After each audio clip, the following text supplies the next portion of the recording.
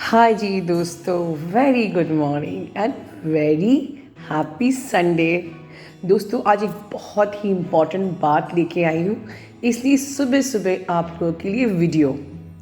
जैसे कि आप जानते हैं, इस वक्त पितृपक्ष चल रहे हैं। एक बहुत ही इम्पॉर्टेंट पॉइंट मैंने आपको लास्ट वीडियो में नहीं बताया था, वो ये, आप सब ने गजेंद्र मोक्ष सुना होगा। गजेंद्र मोक्ष स्तोत्रम या गजेंद्र मोक्ष का पाठ, ठीक है। बताऊं एक बात, अगर ये जो हमारे पितृपक्ष के टाइम पे जब आप गजेंद्र मोक्ष का पाठ करते हो, आपकी ज़िंदगी की हर एक रुकावट दूर होती है और आपकी जो भी इच्छाएं हैं वो फलीभूत होती हैं। तो अगर आज से ही, संडे से ही शुरू कर दीजिए 6 अक्टूबर तक गजेंद्र मोक्ष का पाठ करना। इसके अलावा इस वक्त जो भी एनर्जीज़, आपके पुरखों की जो भी एनर्जीज़ आपसे मिलने आती हैं, ठीक है, वो सिर्फ आपको आशीष देके जाती हैं। बिकॉज़ वो आत्माएं जो अपने आप को तृप्त करने के लिए आपके घर पे प्रवेश करती हैं, ठीक है, वो हमारे समटाइम्स बॉडी में वॉक इन्स करती हैं, ठीक है, अपनी इच्छाओं को तृप्त करने के लिए, राइट। बट जब हम इस प्रकार के पाठ करते हैं, गजेंद्र मोक्ष का पाठ, तो ये आत्माएं खुद अपने आप आपके पाठ को सुन के ही तृप्त होके परम धाम में, परम लाइट में डाइल्यूट हो जाती हैं। सोचिए कितनी इम्पॉर्टेंट चीज़ है। और बिल्कुल देर नहीं हुई है, आप आज से ही पाठ को शुरू कर दीजिए। अब पॉइंट पहला ये आता है कि जैसे कि हमारी जो अतृप्त आत्माएं हैं, वो अपनी डिज़ायर्स को आपके थ्रू फुलफ़िल करती हैं। मतलब हमें सीखना क्या है कि हमें अपनी डिज़ायर्स से ऊपर उठना है, कि जब हमारी गति होगी तब हम किसी भी डिज़ायर के लूप में नहीं होंगे, ठीक है। तो जब डिज़ायर में नहीं होंगे तो कहाँ होंगे हम? हमें फोकस करना है हमारी इस जर्नी में। अपने डीएम तक की भी कोडिपेंडेंसी नहीं रखनी है। ये बात मैंने आपको सिखाई है। किसी की भी कोडिपेंडेंसी, अपनी एटलीस्ट हैप्पीनेस की कोडिपेंडेंसी आपको डीएम से भी नहीं रखनी है, ठीक है। तो हमें अपनी सोल ग्रोथ, अपना लाइफ पर्पस, अपना सोल पर्पस, अपने सेल्फ लव में फोकस होना है। जो चीज़ आपकी खुशी को इन्हांस करती है, आपको खुश करती है, इंडिपेंडेंटली, किसी और के आधार पे नहीं, नॉट इवन ये सोशल मीडिया, राइट। आप अच्छा काम कर रहे हो, अच्छा जॉब कर रहे हो, अच्छी पढ़ाई कर रहे हो, अपने आप को मेंटेन कर रहे हो, जो चीज़ आपके कॉन्फिडेंस को बूस्ट करती है वो आपके सेल्फ लव को एनहांस करती है। तो आपको वही काम करना है। अभी मैंने एक वर्ड बोला, लूप। क्या है ये लूप? मैं बताना चाहती हूँ कि what is the difference between the boyfriend and the twin flame. बहुत ही इंटरेस्टिंग बात है। आप एक बॉयफ्रेंड से जब प्यार करते हो, वही सेम इंटेंस कनेक्शन, सेम वही लस्ट, सेम वही डिज़ायर, सेम वही रोमांस की जो फ्रिक्वेंसी, एवरीथिंग। बट वो जो शादी होती है ना एक बॉयफ्रेंड के साथ, वो आपको एक लूप में बांधती है। वो लूप है कि अब हम मिलेंगे, नए कर्म क्रिएट करेंगे और फिर से जन्म बंधन में फंसेंगे। जबकि हमारा ट्विन जो होता है वो आपको उस लूप से सबसे पहले हमारा वो लूप ख़त्म करता है, जन्म बंधन का, ठीक है। आपके कर्मास क्लियर होंगे, आपके डीएनए हील होंगे, राइट। और आप अपने आप को अवेकन करोगे, डिवाइन में मर्ज करोगे। तो वो जब लूप हट जाता है, उसके बाद ये शादी वाली जो 3D की जो बंधन है, उसकी ज़रूरत ही नहीं होती है। आप ऑटोमेटिकली इतना ज़्यादा अंदर से फुलफिल फील करते हो। जो फुलफिल्ड नहीं है उन्हीं को ही बांधना है शादी में। जो फुलफिल्ड हैं, जो समझ गए हैं कि this 3D illusion is illusion. Do you know guys, you have your parallel realities. In parallel universe, ये बहुत ही इम्पॉर्टेंट टॉपिक है, कभी इस पर मैं वीडियो बनाऊंगी। मतलब आप एक क्लोन की ज़िंदगी जी रहे हो। You have parallel reality and whatever you are doing in every seconds, your other reality doing the same thing in the parallel universe. तो जो चीज़ पैरेलली दिखी, हमारी स्पिरिट गाइड्स भी बोल रहे हैं कि यस, कन्फर्मिंग दिस फैक्ट। सुन रहे हैं आवाज़? सो आपकी जब पैरेलल रियलिटी है तो आप जो भी क्लोन फॉर्म में हो, definitely you are in the maya planet and everything is illusion, right? So हम इस इल्यूजन में टारगेट क्यों हो रहे हैं? ठीक है, आपको करना क्या है फिर? डिवाइन का ही को ही फॉलो करना है।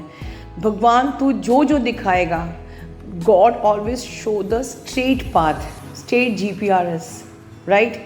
जब हम अपने लॉजिकल माइंड का यूज़ करते हैं तो हम डेस्टिनी पे तो वहीं पहुंचते हैं जिसके लिए भगवान ने आपको बनाया है, बट बहुत लंबा घूम फिर के।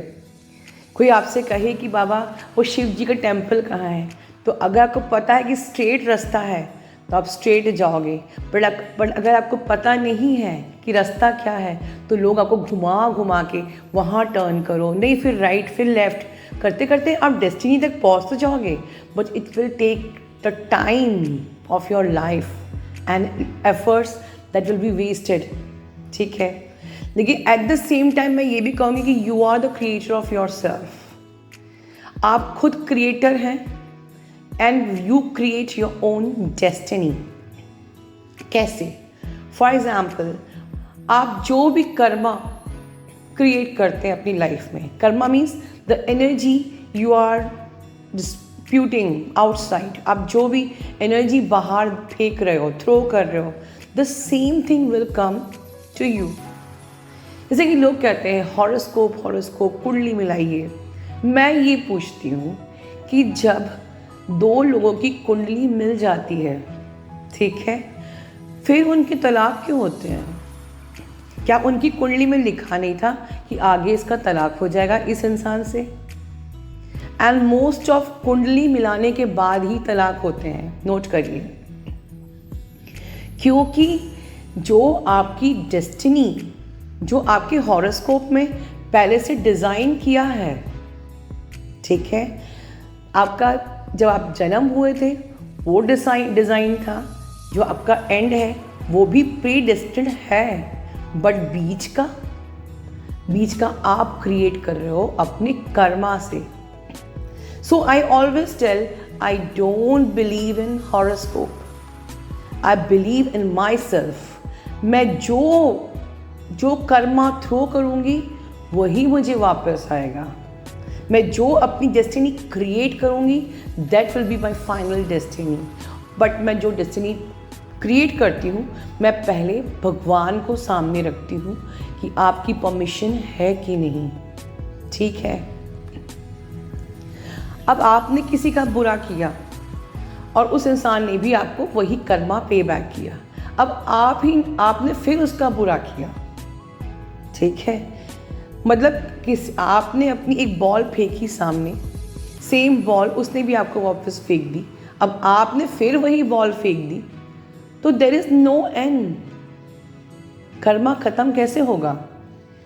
आपको स्टॉप करना पड़ेगा अपने आप को कि नहीं, अब मुझे ये रिवर्स बॉल नहीं फेंकनी है, मुझे इसको स्टॉप करना है। कैसे स्टॉप करेंगे? लव सेंड करके, माफ़ करके। इसीलिए फॉरगिवनेस इज़ इम्पॉर्टेंट। क्यों कहते हैं, आप लोग कहते हो कि फॉरगिवनेस से कर्मा क्लियर होता है। फॉरगिवनेस से कर्मा क्लियर नहीं होता है, फॉरगिवनेस से कर्मा फिनिश होता है, एक साइड से एंड होता है। वो रिवर्स बॉल हम नहीं भेजते हैं। फिर आप कहोगे मैम पर लोग ट्रिगर करते हैं तो हम करें ही क्या? जो लोग ट्रिगर कर रहे हैं वो उनके कर्माज हैं, वो अभी चुने नहीं गए हैं। आपको चुना गया है स्पिरिचुअल अवेकनिंग के लिए। आपको अपनी आध्यात्मिक जागृति करनी है, आपको अपने आप को इवॉल्व करना है। आपको चेक रखना है। यू कांट से कि वो अपने पे काम नहीं कर रहा, वो अपने संस्कार दिखा रहा है, उसका अभी प्रारब्ध नहीं आया है, उसका अभी टाइम नहीं आया है। आपको भगवान ने मौका दिया है, यू फोकस इन योर, कि कोई ट्रिगर्स आ रहा है तो मैं अवेयरनेस में रहूं, राइट। What is mindfulness? मुझसे हमारी एक सब्सक्राइबर ने पूछा, मैम माइंडफुलनेस क्या होता है? हम तो बहुत सारे माइंडफुलनेस मेडिटेशन करते हैं, वो एग्जैक्टली होता क्या है? बहुत ही साधारण भाषा में मेरे हिसाब से, जब आप ये सोच लो, ठीक है, कि मैं मन में जो भी सोच रही हूँ, देखिए आप मन में क्या सोच रहे हो, एक पंच तत्व का शरीर नहीं सुन सकता। आप सामने किसी को गाली भी दे रहे हो तो वो सुन नहीं पाएगा, क्योंकि आप वो मन में गाली दे रहे हो। पर 3 तत्व का शरीर, इसको हम कहते हैं अनसीन फोर्सेस, वो आपके थॉट्स को भी सुनते हैं, ठीक है। तो अगर आपको पता चल जाए कि मैं जो सोच रहा हूँ वो सामने वाला सुन सकता है, तो आप बहुत ज़्यादा अवेयरनेस में रहोगे कि नहीं, मुझे इसके लिए गलत नहीं सोचना है वरना ये सुन लेगा। क्या इस चीज़ को हम हर वक्त प्रैक्टिस नहीं कर सकते?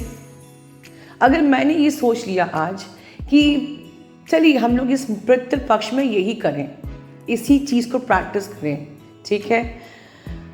अगर हम आज से ये प्रैक्टिस करें कि मैं मन में किसी के लिए भी A to Z, किसी के लिए भी, चाहे वो आपका सोलमेट हो, चाहे कार्मिक हो, चाहे नार्सिसिस्ट हो, मैं जो भी सोचूंगी वो सुन रहा है, राइट। तो मैं बहुत ध्यान से उसके लिए नेगेटिव सोचूं या ना सोचूं, मैं सिर्फ अच्छा सोचूं। तो जब आप इस पे चेक रखोगे तो ऑटोमेटिकली आपकी जो कर्मा की बॉल है वो पॉजिटिव ही जाएगी। तो कोई रिवर्स, जो भी रिवर्स होगा वो पॉजिटिव ही होगा। जब आपका कर्मा का बॉल ऑलरेडी पॉजिटिव जाएगी, so you are creating your positive destiny, ठीक है। When you are creating your positive destiny, you are like setting you free from the loop. अब मेरे ऊपर के सारे पॉइंट्स को यहाँ पर ज्वाइन करके देखो, जो मैंने बताया ऊपर, फिर कोई फॉरगिवनेस की ज़रूरत नहीं होगी, ठीक है। तो क्या करना है हमको इस टाइम पे? डिवाइन पे ही अपनी लाइफ को आधारित करके रखिए, उनको ही सरेंडर करिए। इसीलिए घूम फिर के कहा जाता है डिवाइन को सरेंडर करिए। सो दोस्तों, एट द एंड मैं बस यही कहना चाहूँगी, एक माँ होती है ना, उसकी जो अम्बिलिकल कॉर्ड होती है उस बच्चे से जुड़ी होती है, तो वो कॉर्ड कट हो जाती है, वो बच्चा सेपरेट हो जाता है। बट जो आपकी कॉर्ड, आपकी वो सिल्वर कॉर्ड, गोल्डन कॉर्ड जो आपके पर्सन से जुड़ी है, वो एक्सपैंड हो सकती है, वो कट नहीं हो सकती, right. So never feel any this thing कि आप उनको लाइफ में वो आपको मिलेगा कि नहीं। वो जो 5D में आपका पर्सन है वो सेम है, वो आपको प्यार करता है, लेकिन अब 3D इल्यूजन के आधार पे मत फियरफुल हो, बस डिज़ायर से ऊपर उठना है, ठीक है। सी द सेम थिंग, आपकी कॉर्ड आपके डिवाइन से भी जुड़ी हुई है, ठीक है, because we are the part of the same consciousness.